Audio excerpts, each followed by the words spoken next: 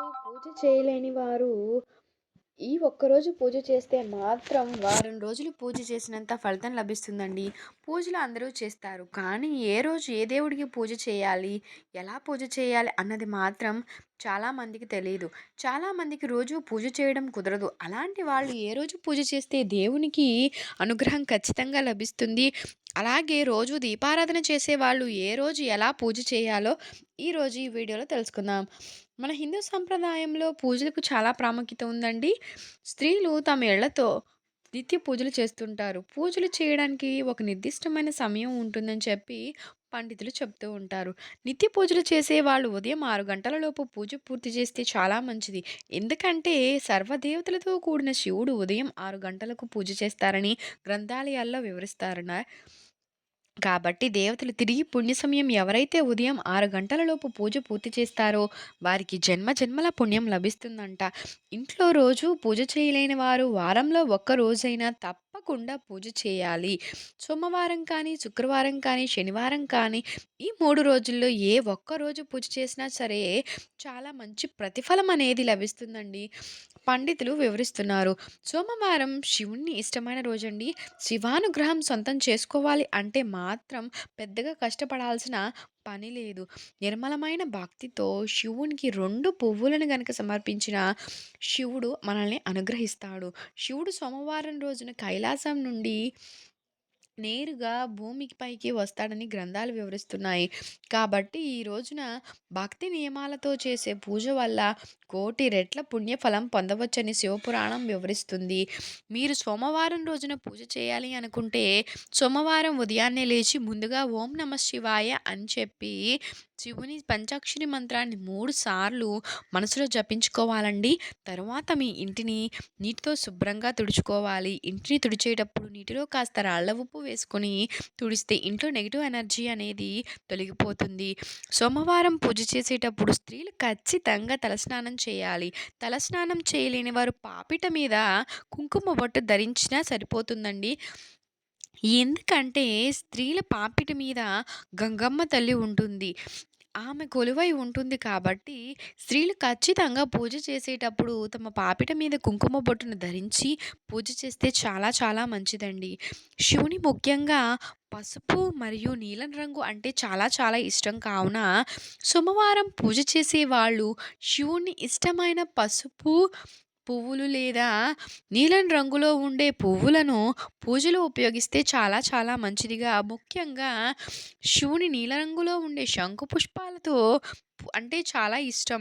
కాబట్టి ఈ శంకు పువ్వుల మీద అందుబాటులో ఉంటే కనుక ఖచ్చితంగా శివ పూజలో శంకు పూలను ఉపయోగించండి. ఎవరైతే నీలిరంగులో ఉండే శంకు పూలను సోమవారం రోజున శివుని పటానికి పెడతారో వారికి జీవితంలో ఏ కష్టాలు లేకుండా సుఖ సంతోషాలతో జీవిస్తారని శివపురాణం వివరిస్తుంది. మీ జీవితంలో ఆర్థిక సమస్యలు ఎదుర్కొంటున్నట్లయితే సోమవారం నాడు శివుణ్ణి పూజించిన తరువాత శివతాండవ స్తోత్రం పఠించండి. ఇలా చేయడం వల్ల డబ్బుకు సంబంధించిన సమస్యలన్నీ తొలగిపోతాయని చెప్పి నమ్ముతారు. అలాగే ఆకస్మిక ధనలాభం కలిగి అవకాశం కూడా ఉంటుంది. శివుడికి మారేడు దళాలతో పూజ చేస్తే చాలా మంచిది. మారేడు ఆకులతో శివుడికి పూజ చేస్తే భక్తులు కోరిన కోరికలు త్వరగా నెరవేరుతాయని చెప్పి నమ్మకమండి. సోమవారం శివునికి పూజ చేసినప్పుడు శివుని నైవేద్యంగా అరటిపండ్లను పెడితే చాలా మంచిది. సోమవారం ఇంటిలో పూజ చేసేటప్పుడు ముందుగా దేవుని పటాలను శుభ్రంగా తుడిచి గంధం రాసి కుంకుమ బొట్లు పెడితే చాలా మంచిది. శివునికి ముఖ్యంగా గంధం అంటే చాలా చాలా ఇష్టం కాబట్టి సోమవారం రోజు ఎవరైతే శివుని పటాన్ని గంధం రాసి వారికి పెడతారో శివానుగ్రహం ఖచ్చితంగా కలుగుతుంది అని చెప్పి పండితులు చెబుతున్నారు. సోమవారం చేసే పూజలో నువ్వుల నూనెతో దీపం వెలిగించిన ఇంట్లో పూజ చేసుకోవాలి అనుకున్న ముఖ్యంగా 3 వత్తులతో దీపారాధన చేస్తే ఐశ్వర్యం కలుగుతుందని గ్రంథాలు వివరిస్తున్నాయి. ఇలా పూజ చేసుకున్న చివరిగా పూజ ముగించే ముందు మీ మనసులో ఒక 108 సార్లు ఓం నమ శివాయ అని జపించుకోవని శివునికి హారతి ఇచ్చి పూజను ముగించాలి. ఇలా ప్రతి సోమవారం రోజున ఇంట్లో పూజ చేసుకుంటే ఆ ఇంట్లో వారికి ఎటువంటి కష్టాలే ఉండవని శాస్త్రాలు బలంగా చెబుతున్నాయి. సోమవారం రోజున ఉదయం చేసే పూజ కన్నా సాయంత్రం చేసే పూజకి రెట్టింపు ఫలితం అనేది ఉంటుందండి అని చెప్పి శాస్త్రంలో చెప్పబడింది. ఎందుకంటే శివపురాణం ప్రకారంకు శివుడు సాయంత్రం సమయంలో ఎక్కువగా భూమిపై సంచరిస్తాడంట. కాబట్టి సాయంత్రం ఇంట్లో పూజ చేసుకుంటే మంచిదని చెప్పి పండితులు చెబుతున్నారు. ఈ విధంగా సోమవారం ఒక్కరోజు పూజ చేస్తే వారం రోజులు పూజ చేసినంత ఫలితం దక్కుతుంది. సోమవారం రోజున ఉపవాసం చేసిన వారికి ఎంతో పుణ్యం కలుగుతుంది. కనుక సోమవారం ఉపవాస దీక్ష చేస్తే ఆ పరమేశ్వరుని అనుగ్రహం ఖచ్చితంగా మనపై ఉంటుందండి. మరి సోమవారం పూజ చేయలేని వారు శుక్రవారం ఏ విధంగా పూజ చేస్తే మంచి జరుగుతుందో ఇప్పుడు తెలుసుకుందాం. మన హిందూ ధర్మంలో శుక్రవారం అంటే మొదటగా లక్ష్మీదేవి గుర్తుకొస్తుంది కదా!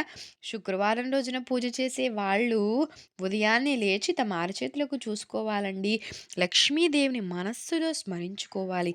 ఎందుకంటే మన అరచేతిలోనే లక్ష్మీదేవి కొలువై ఉంటుంది. తరువాత ఇంటిని తుడుచుకొని స్నాన కార్యక్రమాలు ముగించుకొని ఇంటి గడపను తుడిచి పసుపు రాసి కుంకుమ బట్టలతో అలంకరించుకొని పూజకు సిద్ధం చేసుకోవాలండి. శుక్రవారం స్త్రీలు పూజ చేసే ముందు కాళ్ళకు చక్కగా పసుపు రాసుకోవాలి.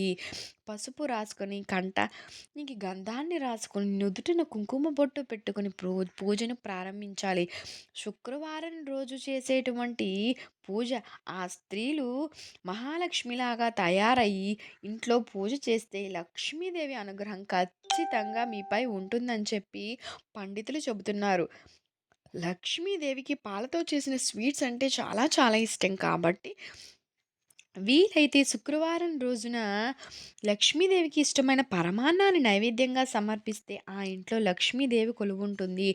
పరమాన్నం తయారు చేయలేని వారు పాలలో కొంచెం పటిక బెల్లం వేసి అమ్మవారికి నైవేద్యంగా సమర్పించిన మంచి ఫలితం ఉంటుంది కాబట్టి లక్ష్మీదేవిని ఎర్రని పువ్వులంటే చాలా ఇష్టం కాబట్టి శుక్రవారం రోజున పూజ చేసుకోవాలనుకున్న వారు ఖచ్చితంగా గులాబీ పువ్వులను మాత్రమే ఉపయోగించాలి. శుక్రవారం పూజ చేసేటప్పుడు ఆవు నెయ్యితో దీపం వెలిగిస్తే చాలా మంచిది. ముఖ్యంగా ఈరోజు వెలిగించే దీపంలో 5 ఒత్తులు ఉండేలా చూసుకోవాలండి. శుక్రవారం రోజున సాయంత్రం ఇంట్లో పూజ చేసుకుని ఒక గిన్నెలో గుప్పెడు రాళ్ళ ఉప్పు వేసి దాని మీద పసుపు, కుంకుమ, గంధము వేసి నమస్కరించుకోవాలి. ఏదైనా ఒక కోరికను కోరుకొని మీ ఇంటిలో ఈశాన్య దిశలో ఉంచండి. ఇలా ఈ విధంగా చేస్తే మీ చిరకాల కోరిక ఏదైనా సరే ఉంటే అది తీరిపోతుందని చెప్పి చెబుతారు. మీకు కనుక ఈ వీడియో నచ్చినట్లయితే లైక్ చేయండి, షేర్ చేయండి, సబ్స్క్రైబ్ చేసుకోవటం మర్చిపోకండి. మీరు కనుక కొత్తగా వాచ్ చేస్తున్నట్లయితే thank you for watching. Thank you so much అండి.